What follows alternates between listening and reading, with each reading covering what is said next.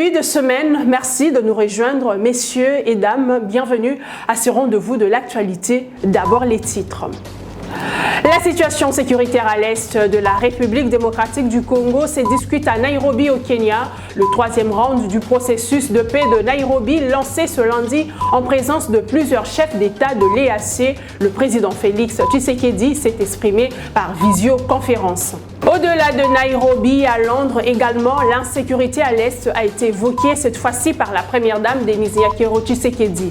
Dans son allocution à la conférence sur la prévention des violences sexuelles dans les conflits, l'épouse du chef de l'État Félix Tshisekedi dénonce l'agression rwandaise et réclame justice pour les victimes. L'actualité, c'est aussi la publication du calendrier électoral par la Commission électorale nationale indépendante et les réactions qui s'en suivent. Les partis de l'opposition dénoncent des manœuvres de fraude électorale. C'est tout pour les titres. Place au développement. Bienvenue à tous et à chacun, je le disais dans les titres. Début ce lundi du troisième dialogue intercongolais à Nairobi au Kenya pour le retour de la paix en République démocratique du Congo. Plusieurs chefs d'État y ont pris part en présentiel. Le chef de l'État, Félix Tshisekedi, s'est exprimé par visioconférence depuis son bureau de la Cité de l'Union africaine. Félix Tshisekedi a noté son attachement à ces processus de paix. Commentaire James Mouchia. La troisième session des consultations intercongolaises s'appuie sur l'élan acquis. L'ego de ces dialogues a été donné par l'ancien président kenyan Uhuru Kenyatta, facilitateur désigné de l'EAC au processus de Nairobi pour la paix en République démocratique du Congo. Présent à la cérémonie, les chefs de l'État burundais et président en exercice de l'EAC, Evariste Ndayishimiye, William Ruto du Kenya, ainsi que Yoweri Kaguta Museveni de l'Ouganda. Y ont pris part virtuellement le président congolais Félix Tshisekedi, le Rwandais Paul Kagame, mais aussi les représentants du gouvernement de la République unie de Tanzanie et de la République du Soudan du Sud. Dans son discours d'ouverture, Uhuru Kenyatta a indiqué qu'aucun effort ne doit être épargné pour rétablir la paix et la sécurité dans l'Est de la RDC. De son côté, le président rwandais Paul Kagame a déclaré, je cite, « Nous devons nous attaquer une fois pour toutes à la cause profonde de l'insécurité dans l'Est de la RDC. Nous nous félicitons de la réponse rapide de l'EAC dans la recherche de la restauration de la paix dans l'Est de la RDC. » À son tour, Félix Tshisekedi a exprimé l'attachement de son pays à ce processus pour reconstruire la grande RDC. Le moment est venu d'échanger les récits de la RDC ayant une insécurité prolongée, a dit le chef de l'État congolais. Le dialogue intercongolais se poursuivra jusqu'au 3 décembre et impliquera dans les consultations entre les groupes armés de l'Est de la RDC, les dirigeants des communautés locales, la société civile et d'autres parties prenantes concernées dans le but de trouver des solutions durables à la situation sécuritaire. En dehors du continent, la première dame, Denise Nyakero Tshisekedi, a pris part à la conférence de l'initiative de prévention de la violence sexuelle dans les conflits, conférence qui se tient à Londres et qui porte sur la justice et la recevabilité. Dans son discours, l'épouse du chef de l'État, Félix Tshisekedi, a dénoncé l'agression rwandaise via les rebelles M23 à l'est de la République démocratique du Congo. Suivez. À présent, une guerre injuste est menée contre mon pays, la République démocratique du Congo, par des groupes terroristes soutenus par le Rwanda, et cela nous concerne tous. Sa patrie orientale est en proie à un cycle répétitif des conflits au cours desquels le viol a été massivement utilisé et continue d'être utilisé comme une arme de guerre. Il va sans dire qu'en l'absence de conflits, nous n'aurons pas à déplorer toutes sortes de crimes graves dont les violences sexuelles. Il est donc plus qu'urgent de travailler à la prévention de ces conflits et de promouvoir ce qui unit plutôt ce qui nous divise, et ce, dans le respect mutuel et un élan d'amour et de fraternité. Je salue de ce fait le cadre de prévention des violences sexuelles élaboré par plusieurs parties prenantes, sous le leadership éclairé de Mme Pramila Patten, dont l'engagement, mais surtout le travail, inspire une profonde admiration. Le docteur Denis Mukwege s'est également exprimé ce lundi à la conférence PSV de Londres. Le médecin de la Fondation Panzi appelle les responsables politiques du monde aux actions concrètes en faveur des victimes et survivants des violences au conflit. Trop des promesses non tenues ont été faites. Nous attendons la traduction de ces engagements en actions et en résultats concrets, a dit le docteur Denis Mukwege. Toujours en rapport avec l'insécurité à l'Est, une collecte des fonds lancée à Kinshasa pour soutenir les FARDC au front pour rétablir la paix à l'Est. L'initiative est de Cheriben Okende, le ministre des Transports, voie de communication et désenclavement. Le lancement a eu lieu samedi au stade Cardinal Malula dans la commune de Kinshasa. Reportage. Le stade Cardinal Malula a vibré au rythme de soutien au FARDC au front face aux agresseurs de la RDC dans le Rwanda via le M23. Ces Congolais venus de plusieurs coins de la capitale ont répondu favorablement à l'invitation du ministre Cheriben Okende qui a fait sienne l'appel à la mobilisation lancé par le président de la République. Accompagné de l'artiste à succès Noël Ngiamamakanda Wirasson, le ministre des Transports a eu droit à un accueil des Séquinois qui ont bravé la pluie. Sur place, Cheriben Okende a lancé une collecte de fonds pour soutenir l'effort des guerres. Bandeko ya Kinshasa bolakisi ya solo ke boyoki mbela ya mokonzi ya mboka. Nasenga kibino toya tolakisa solidarité na biso na bandeko na biso ya Nord Kivu. Lelo tokobanda action ya solidarité. Solidarité wana ekobanda na contribution. Tokosala ba cotisation populaire na biso potoye bandenge nini tosunga mapinga na biso na bitumbo tozali na yango na Nord Kivu. Bien avant le stade Cardinal Malula, Cheriben Okende a déposé une gerbe de fleurs en l'honneur des FARDC au mémorial du soldat congolais dans la commune de Lagombe. Le calendrier électoral rendu public par la Commission électorale nationale indépendante est irréalisable et n'inspire aucune confiance. La déclaration est du nouvel élan parti politique de l'ancien Premier ministre Adolphe Muzito. Déclaration faite par le porte-parole de ce parti de l'opposition Albert Mukulubundu pour qui le calendrier est entaché des manœuvres favorables à la fraude électorale. On l'écoute. Notre organisation politique informe l'opinion publique qu'en ce moment où toute la nation se mobilise pour combattre les occupants rwandais et ougandais qui se cachent derrière le M23, le calendrier électoral publié par M. Kadima et son équipe paraît irréalisable et ne nous inspire pas confiance. En effet, le bureau de la CENI, composé des délégués de l'Union sacrée et du FCC, est en train de planifier une vaste tricherie en se répartissant des délégués dans les circonscriptions électorales de toutes les provinces de la RDC. Celui-ci s'emploie en outre à organiser des tests de recrutement pour dissimuler ses mauvais desseins de tricherie avec la complicité du gouvernement central en vue d'organiser les opérations d'enrôlement. Le nouvel élan fort de son implantation à travers toute l'étendue du territoire national invite les organisations politiques et de la société civile à se joindre à lui dans les comités de résistance à la fraude électorale.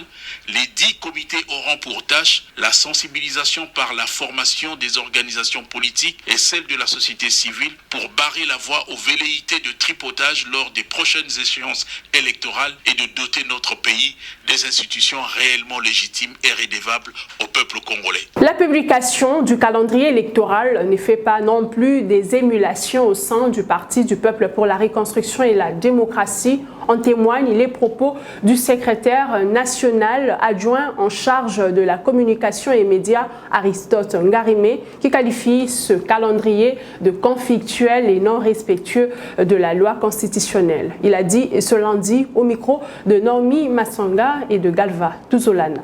Beaucoup de réactions dans la classe politique congolaise au lendemain de la publication par la CENI du calendrier électoral. Dans le lot de ces réactions, celle du PPRD, le Parti du peuple pour la reconstruction et la démocratie de l'ancien président de la République Joseph Kabila. Pour le PPRD, ce calendrier est plus que conflictuel au regard de la constitution du pays. D'abord, il faut rappeler ici que la constitution prévoit qu'on organise les élections 90 jours avant la fin de l'expiration du mandat des chefs de l'État. 90 jours avant la fin. Et si vous analysez, c'est le 24 novembre 2023 qu'on doit organiser les élections. Ce qui n'a pas été le cas, on a renvoyé ça au 20 décembre. Dit par la Constitution, c'est d'abord une violation. Donc on n'a pas respecté les délais, n'est-ce pas, prescrits dans la Constitution. Dans son argumentaire, le PPRD est d'avis que la révision du bureau de la CENI par consensus des acteurs politiques du pays est impérative avant toute autre démarche. Nous contestons fortement et avec la dernière énergie le bureau de la CENI. Nous contestons la présence de Denis Kadima. Nous contestons certains membres débauchés et qui sont au sein de ces bureaux de la CENI. Donc, il faut d'abord commencer par revoir le bureau de la CENI, restructurer le bureau de la CENI, chercher à avoir le consensus autour de ces bureaux.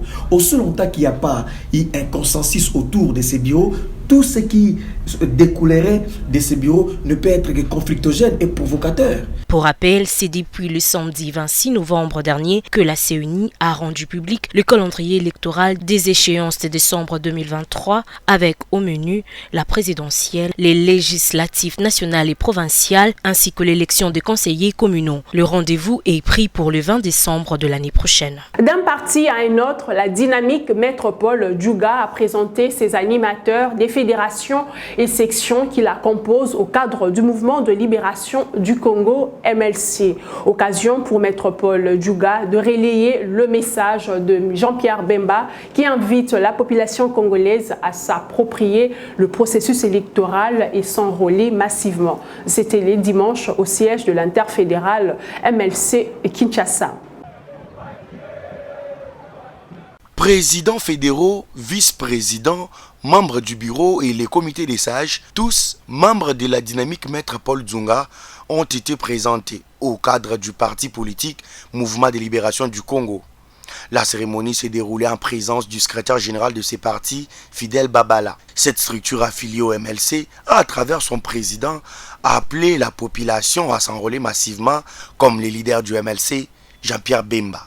C'est un jour important, j'allais dire particulièrement important, parce qu'en tant que dynamique, nous avons eu l'occasion de relayer le message du président national du MLC, j'ai cité le président Jean-Pierre Bemba Gombo, qui a invité la population congolaise à s'enrôler massivement en vue de s'approprier le processus électoral.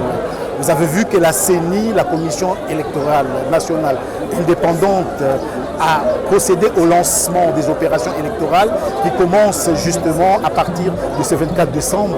Et nous saisissons cette occasion pour relayer cette invitation à la population congolaise lancée par le président Jean-Pierre Bemba Gombo. À la question sécuritaire dans l'est de la RDC, tout en réitérant son soutien au FRDC, Maître Paul Dzunga a demandé à la jeunesse congolaise de s'enrôler dans l'armée pour sauvegarder l'intégrité du territoire national. Le président Jean-Pierre Bemba Gombo, à l'instar du président de la République, commandant suprême des forces armées congolaises, demande à la population congolaise et singulièrement à la jeunesse de s'enrôler massivement dans nos forces armées congolaises au fait justement de défendre l'intégrité territoriale.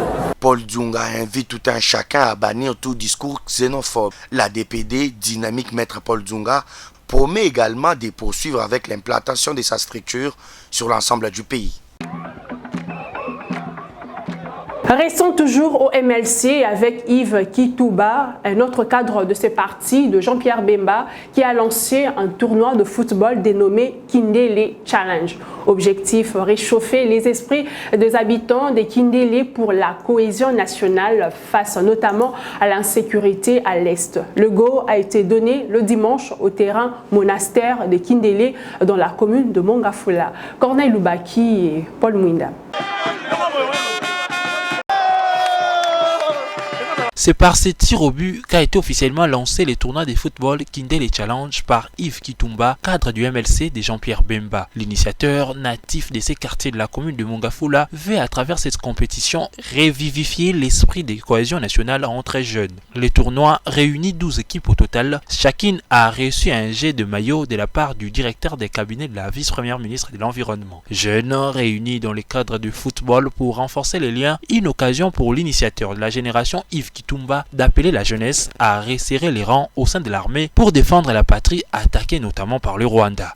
Challenge Kindele pour unir, réchauffer les esprits d'unité de notre peuple de ce coin en vue de leur donner le message du président de la République. C'était de leur dire, pour ceux qui le peuvent, de s'enrôler massivement dans l'armée en vue de faire monter en puissance nos services de défense. Conscient des problèmes sociaux de base, mais aussi l'enclavement du quartier Kindele, Yves Kitumba a appelé ses pairs de ces coins de la capitale à s'enrôler massivement pour désigner les candidats de leur choix aux prochaines échéances électorales. En tant que leader politique, leader de ce coin, je suis revenu dans ma base naturelle pour essayer de sensibiliser les gens.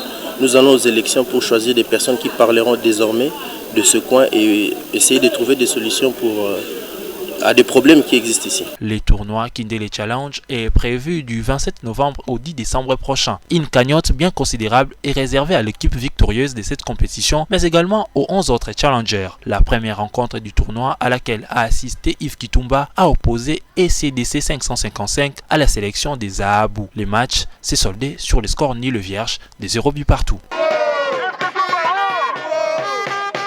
La structure Ensemble Totonga Kimbanteke, désormais membre du parti politique Agissons pour la République de Maître Guy Luando, la cérémonie d'adhésion s'est déroulée dimanche dans la commune de Kimbanteke. Une occasion pour Maître Dorothée Madia, secrétaire générale adjoint en charge de l'AREP, d'inviter les nouveaux membres à s'enrôler massivement afin de donner un second mandat à Félix Tshisekedi. Les élections s'annoncent. Le parti politique Agissons pour la République affûte ses armes. C'est dans ce cadre que la structure Ensemble Totonga Kimbanteke a adhéré à cette formation politique de Maître Guy Luando Mboyo. La cérémonie a été présidée par Maître Dorothée Madia, secrétaire générale adjointe en charge des affaires politiques et électorales. La REP veut plus que tout s'assurer de la réélection de Félix Tshisekedi. La présidence de la République, nous devons soutenir Fachi. Mais pour la Fachi dans l'élection, il faut s'enrôler. Ceux qui s'enrôlent, voyons pour naïe et vous allez. Vous allez na posa nayo et tigali nandak. D'où l'appel lancé à un enrôlement massif. Nous sommes venus pour les sensibiliser à l'enrôlement qui va commencer. Voilà la raison de notre présence ici. Et par ricochet, leur parler de la vision de notre parti, dont l'initiateur est le ministre d'État Guy Luando Mboyo. La cérémonie s'est clôturée par des adhésions massives de la population du coin au sein de cette formation de l'Union sacrée de la nation. Un mot de culture dans ce journal. Il est désormais un artiste peintre accompli, découvert dans la province de Haut-Ouélé. Christopher Omwani avait bénéficié d'une bourse d'études de la part de la société minière Kibali Gold Mining. Vous allez découvrir dans ces images des œuvres hors pair qui rencontrent chacune une histoire particulière. Pour ses premiers pas professionnels, c'est Kibali qui lui a organisé sa première soirée d'exposition au Fleuve Congo Hotel. Un récit de Rachel Kitita.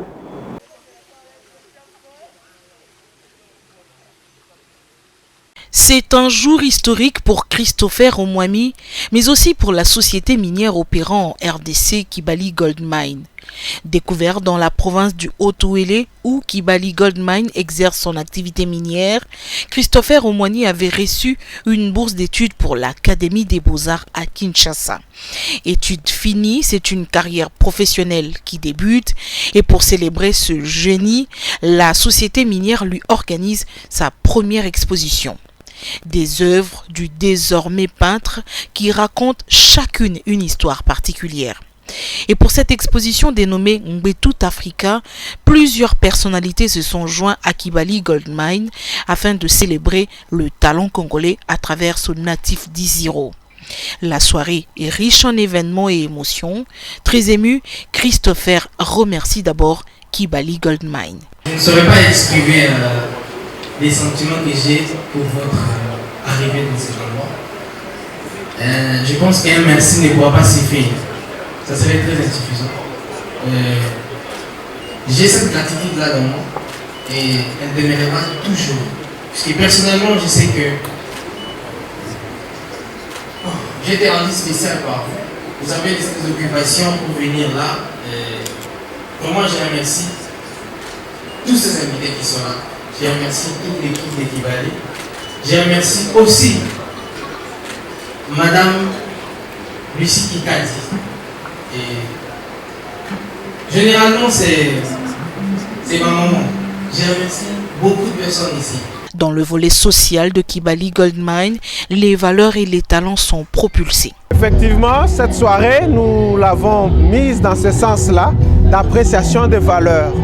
L'or, c'est, comme vous l'avez dit, c'est quelque chose de valeur, c'est quelque chose de très important. Tout le monde rêve à avoir l'or, tout le monde rêve à avoir l'or avec soi. Mais nous avons aussi, plus que ça, nous avons dans nos sociétés humaines des personnes qui en soi ont de la valeur. Et cette valeur-là, il faut qu'elle s'exprime. Et généralement, c'est dans la jeunesse que vous trouvez cette valeur. C'est ainsi qu'aujourd'hui, nous avons estimé important d'exprimer cela au travers du programme boursier de Kibali, puisque nous avons observé et constaté qu'un des jeunes boursiers de Kibali a brillé. Il a brillé, il a exposé tous ses talents et vous sentez qu'il n'est pas encore à la fin de ses talents. Donc cette soirée, c'est fixe dans ce thème-là de la création de valeurs. Nous créons des valeurs pour nos communautés, nous créons des valeurs pour nos actionnaires, nous créons les valeurs pour le pays, mais nous devons aussi penser à la relève. La relève, c'est la jeunesse. La jeunesse, c'est ce qu'il y a de plus valeureux. C'est ainsi qu'aujourd'hui, nous avons voulu honorer Christopher Omwami, qui est un des jeunes boursiers de Kibali, qui représente donc toutes ces choses-là, et aussi un avenir radieux pour la RDC. Nous sommes ce pays, nous avons la guerre qui nous menace, nous sommes en pleine guerre, mais ce sont ces mêmes jeunes qui sont au front, ce sont ces mêmes jeunes qui acceptent de payer le prix. Alors il était grand temps que nous puissions honorer les jeunes, donc pour nos jeunes qui sont au front, pour les jeunes qui aspirent à relever ce pays, pour le pays tout entier qui trouve dans cette cérémonie de ce jour l'expression de la reconnaissance que nous miniers avons pour dire que ce sont ces mêmes jeunes qui produisent cet or et c'est sur ces mêmes jeunes que nous devons bâtir l'avenir de nos mines et aussi l'avenir de notre pays. Conscient que la mine ne peut engager tout le monde, la société s'est fixée comme objectif de booster les talents. Je crois que ceci nous inspire nous-mêmes à Kibali. Comme vous le dites, la mine ne peut pas donner du travail à tout le monde, mais nous avons chacun un talent. C'est question que les gens soient conscients, surtout les communautés qui sont aux alentours de nos mines, qu'ils comprennent qu'il y a une façon autre de s'exprimer. Ce n'est pas simplement en travaillant pour la mine, mais c'est aussi en exhibant ses talents ou en montrant de quoi on est capable. Donc demain, ce sera peut-être un footballeur, un sportif ou quelqu'un dans un autre domaine. Et c'est ce que nous avons voulu relever. Et c'est ça le travail qu'une mine peut faire. Ce travail catalyste, ce travail d'aider les sociétés, d'aider les communautés justement à les mettre sur des chemins qui peuvent les amener à la prospérité ou au bonheur de tous. Et pour l'entreprise, c'est une manière de clôturer l'année 2022. Exactement, la meilleure façon de clôturer une année, c'est sur une note humaine. Donc nous faisons toujours des conférences de presse, nous vous donnons les résultats. Mais nous avons estimé qu'il était bon que nous clôturions pour nous dire qu'est-ce que soit ce que nous faisons. Les mines, c'est les personnes qui les font. Les mines, elles sont faites par des personnes et ces personnes, il faut les valoriser. Ces personnes, il faut leur donner justement la place qu'il faut dans la société. Ce sont ces ingénieurs qui sont au front, ce sont ces personnes qui nous produisent ce métal beau que nous appelons de l'or. Donc c'était pour nous une façon de clôturer cette année. Et voilà, donc de dire que Kibali, nous continuons donc à travailler sur cette lancée où nous investissons, où nous ressortons de la valeur et une bonne façon pour nous de clôturer l'année. Au cours de cette soirée, des œuvres de l'artiste ont été vendues aux enchères. Une ambiance toute particulière où les limites protocolaires ont été repoussées. C'est le génie congolais qui a été célébré. Présente, la ministre des Mines a reçu un cadeau surprise de la part du peintre Christopher Omwami. Sport à présent, championnat national de football. 4 rencontres au total ont eu lieu le dimanche à Kinshasa comme à Lubumbashi et à Kolwezi, dans la capitale congolaise. Par exemple, Desampé et Maniema Union se sont séparés sur un score de parité. Au Grand Katanga, le tout-puissant Mazembe a battu Don Bosco 3-2, alors qu'au Saint-Éloi Lupopo a courbé les chines devant l'Es Simba 1-2. Le résumé de toutes ces rencontres avec Meshak Wabino. Bien trouvé dans son couloir, Mouta Junior, le centre des Mouta. Ils espéraient obtenir une nouvelle victoire à Kinshasa, histoire pour eux de creuser l'écart au classement de la Vodacom Ligue 1. Mais les Kambelembele Boys des Maniema Union ont tout de même obtenu un match nul d'un but partout face au Daring Club Motema Pembe. Supérieur à son adversaire sur terrain avec des actions franches, l'équipe des Papi Kimoto prend très vite l'avantage au marquoir grâce à une tête des Maxime Pia à la 6e minute. Le centre des Bouila et cette tête à ce match, l'ouverture du score. L'ouverture du score. Mais un coup franc botté par Riki Tulenge Sindani sera repris de la tête par Ndonga Laliwanda. Desampé revient dans les matchs, un but partout. Le centre de Riki Tulenge Sindani, la tête de Ndonga Laliwanda. Le général Ndonga Laliwanda. Bien avant cette rencontre, Céleste FC a battu la Séquia Sport sur la note de 1-0. Les 3 points obtenus propulsent le nouveau promis dans les top 5 de la Vodacom Ligue 1. À Kolwezi, les ciels s'est assombri pour le FC Saint-Éloi Lupopo qui a été surpris par l'AC Simba. Alors qu'ils étaient menés 1-0 par le Cheminot sur un but de Tchakatura, les Kamikazes ont profité de débourde du portier Yves Mukawa pour planer sur Lupopo D1. Et vous suivez ce match? Ah là là! L'égalisation! Quelle distraction de chez. Entre-temps, Lubumbashi, les tout-puissants Mazembe retrouvent le chemin de la victoire. Les Corbeaux ont pris les déçus des Salésiens de Don Bosco 3-1 dans leur temple des Kamalondo. À la conclusion, Glody Likonza et Joël Béla. Au classement, Maniema Union occupe la première place du championnat avec 16 points. Mazembe vient à la 3e place avec 14 points, ex-aequo avec Céleste. Dauphin Noir, Desampé et le FC Renaissance du Congo comptent respectivement 6, 4 et 1 point. Coupe du Monde Qatar 2022, on en parle dans ce journal. Les représentants du continent africain se sont lancés à la 2e journée après un flop au premier match, outre le Sénégal qui avait battu vendredi le Qatar. Le Maroc a plané sur la Belgique sur un score de 2-0. Le Ghana a dominé la Corée du Sud 3-2. Entre-temps, le Cameroun s'est séparé 3-3 face à la Serbie. Seul point négatif, la Tunisie qui s'est inclinée devant l'Australie 0-1. Lors de la 3e journée de la phase des poules, le Sénégal matchera l'Équateur, Tunisie, France, Cameroun, Brésil, Maroc, Canada, Ghana, Uruguay. C'était l'essentiel de l'actualité. Merci de votre attention. L'entretemps, l'information reste en continu sur le www.actu30.cd. Au revoir.